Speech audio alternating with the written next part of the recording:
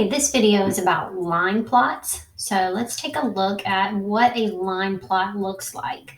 Up at the top, you've got the title of your graph. And for this graph, we have the height of second grade students. So our title of our graph is second grade heights. Then we've got our horizontal axis or horizontal line. And then underneath our line, we've got our measurement data. So this is where you will put the inches of the children that you measured. And that data comes from right here. So we already have that data. We know that some children are 43 inches, 49 inches, 51 inches, 53 inches, and 54 inches. So that data has been added to the bottom of the horizontal axis. Then down here, we want to know, well, what is this data? And this is kid height in inches. That's what we're measuring.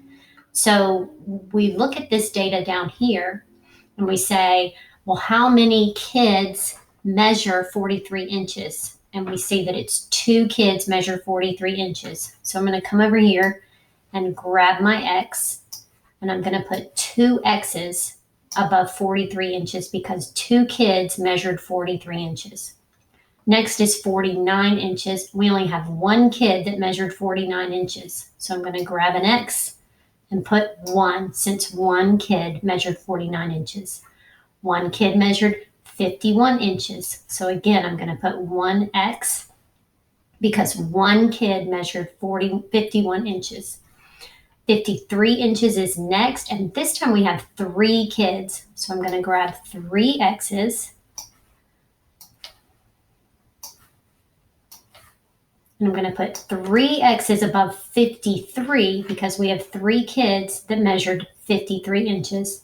And then our last X will go above 54 because 1 kid measured 54 inches. So if you were looking at this line plot, you should be able to tell someone that this is the inches that we measured. Kid height in inches is what we measured. And then you should be able to tell them that 2 kids measured 43 inches, 1 kid measured 49 inches, 1 kid measured 51 inches, 3 kids measured 53 inches, and 1 kid measured 54 inches.